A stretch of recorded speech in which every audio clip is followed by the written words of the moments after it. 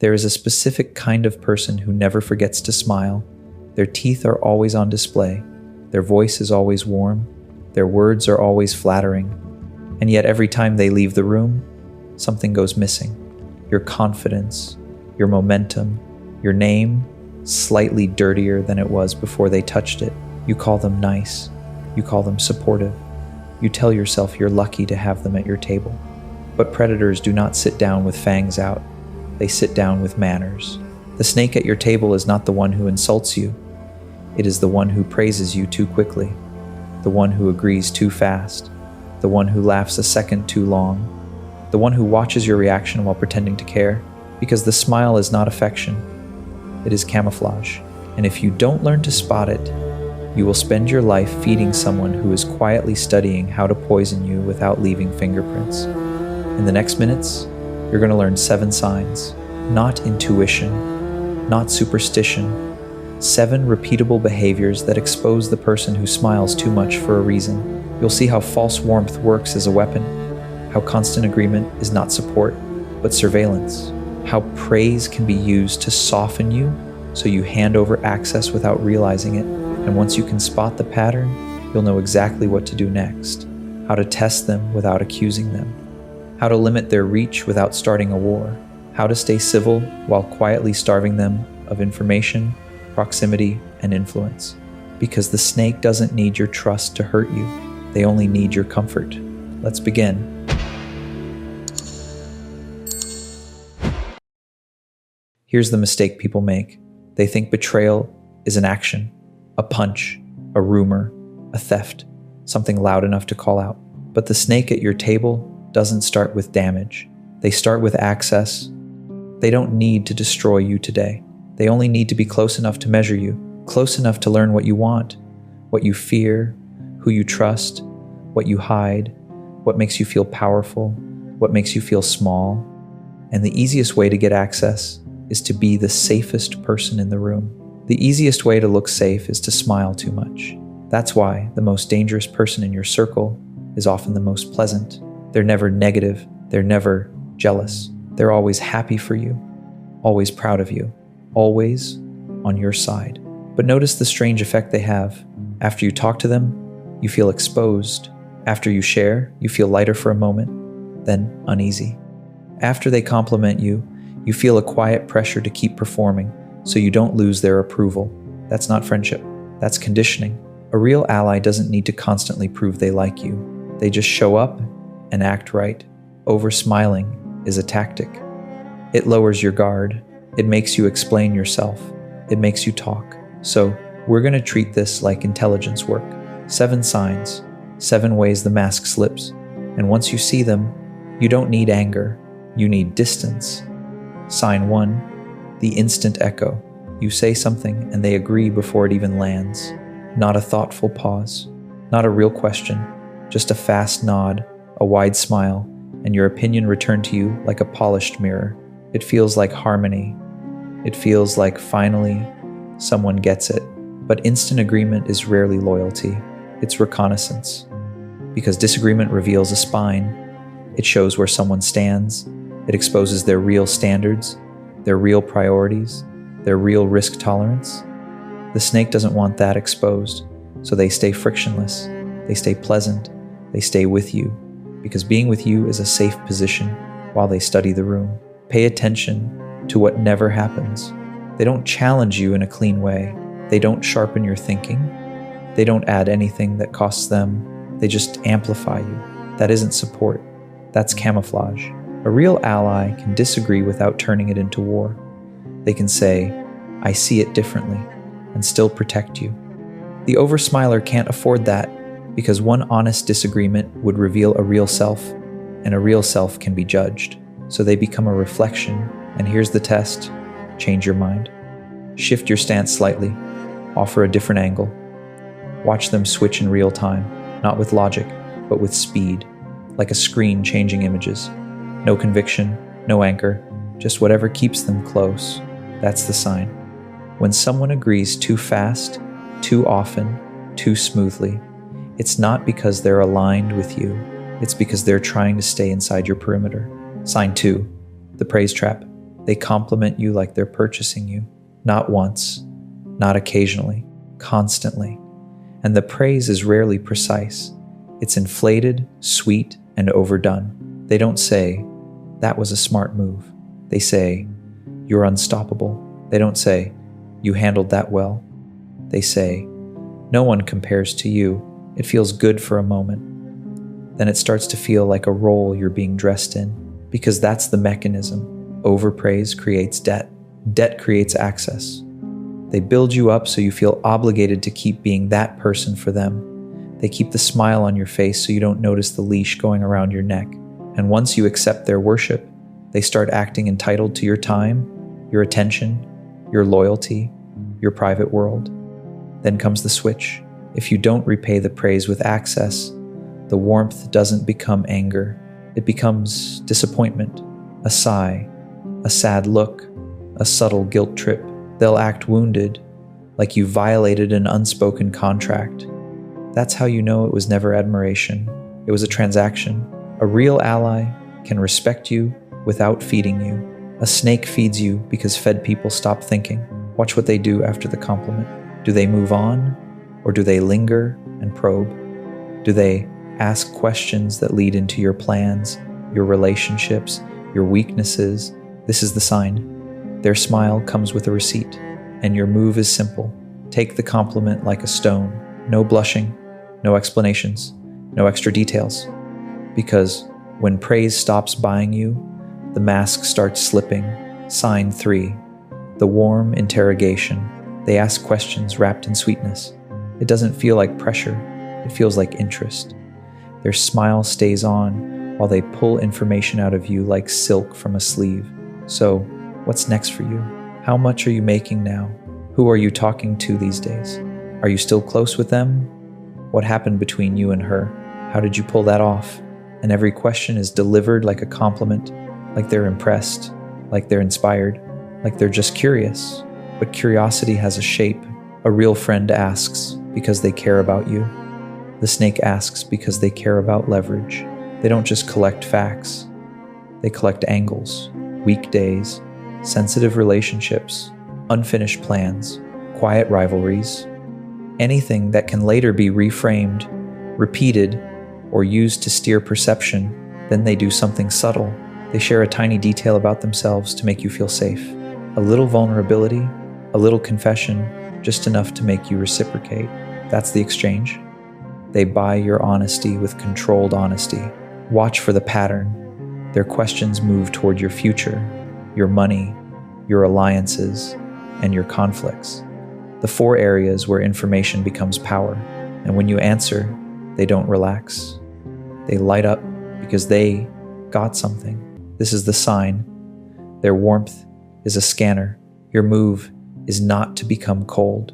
Your move is to become vague. Answer with shape, not substance. Big picture, not details.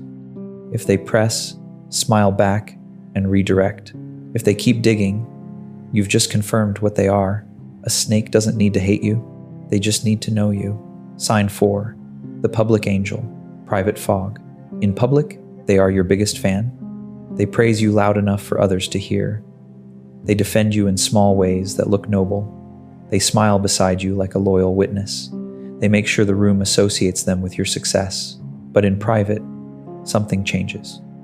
The warmth stays, but clarity disappears. They stop being direct. They start speaking in mist. I don't know. Maybe. I'm just saying. Be careful. People are talking. I support you. I just worry. They never accuse you, because accusation creates enemies. They imply. They plant doubt without owning it. This is how snakes move through groups.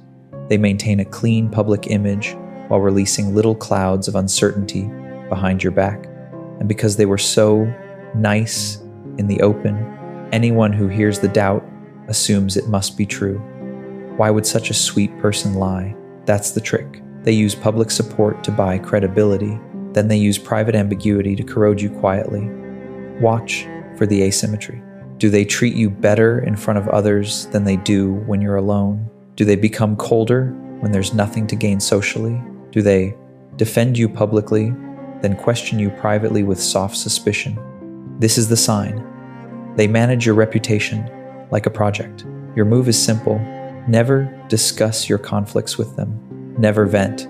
Never explain your side in detail. Because the person who carries fog into a room is not trying to help you see. They're trying to make sure nobody else can. Sign 5. The competitive smile. They celebrate you, but their eyes don't. Their mouth says, "I'm so happy for you." Their body says, "I need to outrank you." It's subtle. It hides inside the timing. They congratulate you, but just a second late. They smile, but it's tight. They praise you, then immediately talk about themselves.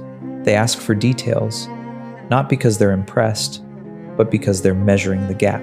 And then comes the giveaway. They downplay it, lightly. "Oh, that's nice. Must be lucky." Anyone could do that with the right connections. Just don't get too ahead of yourself. It's never a direct insult. It's a joke. It's a soft correction. It's a casual minimization designed to shrink your win so they can breathe again. Because your success does something to them. It changes the hierarchy in their head. A real ally's support has lift. A snake's support has limits. They want you to win, but only within a range that keeps them comfortable. If you rise too fast, their smile becomes a mask covering irritation.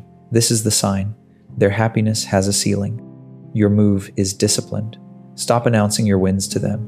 Stop sharing numbers, timelines, names, and next moves.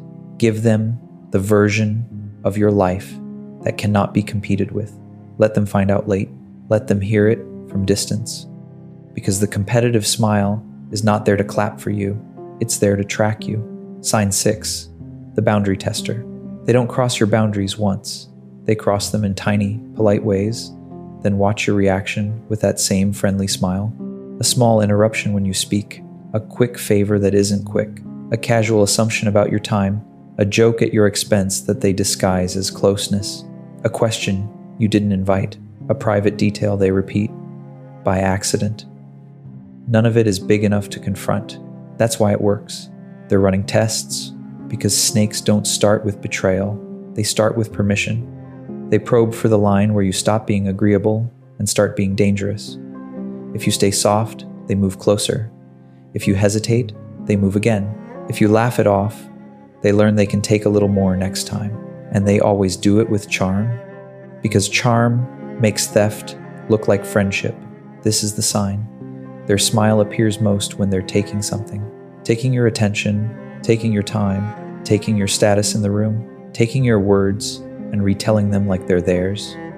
Your move is surgical, not loud, not emotional, just consistent. Short answers, clear no's, no explanations, no extra chances. Watch what happens when you say no one time without guilt. A real friend adapts and respects the line. A snake smiles, then tries again later from a different angle, because they aren't trying to understand your boundary. They're trying to discover the weakest point around it. Sign 7. The smile that never reaches the eyes. Some smiles are joy. Some smiles are strategy. The strategic smile is too consistent, too polished, always on. No matter what the room feels like, their expression doesn't change. You could tell them something painful, and they'll still smile gently, like they're listening to a podcast. That's because the smile isn't an emotion. It's a shield. They use it to stay unreadable.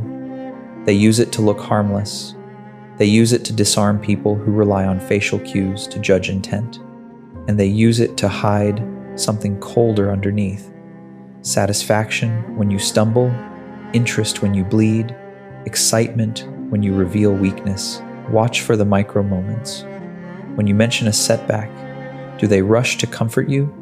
Or do they pause for a fraction of a second like they're enjoying the news before they remember to act kind? When you talk about a conflict, do they ask how you feel? Or do they ask who else knows? When you share a win, do they smile the same exact smile they use for everything, like the expression is stored and reused? This is the sign. Their face is never honest. A real person leaks. They can't help it. Their mood shifts with the moment. The oversmiler doesn't leak because leaking is liability. They are performing pleasantness the way a professional performs a role. And the problem with a performer is simple. You are never seeing them. You are seeing what they decided you should see. Your move is to stop trying to decode them and start controlling your exposure. Share less, react less, give them fewer emotional rewards, keep your life boring in their presence. Because when someone needs to smile all the time, it's usually because their real expression would tell you everything. Here's what you're really watching for. Not a bad person, a pattern, too much warmth, too much agreement, too much curiosity, too much performance. Always pleasant, always close, always collecting. They don't attack you directly because direct attacks create resistance.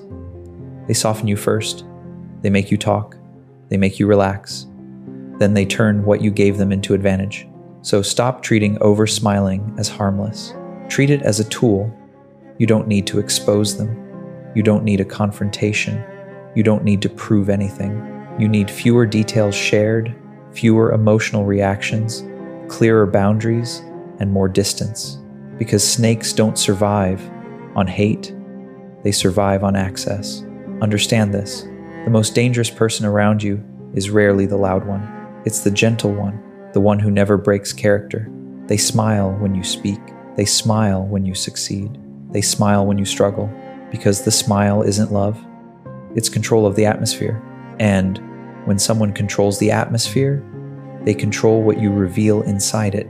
So don't make it a scene. Don't give speeches. Don't play detective.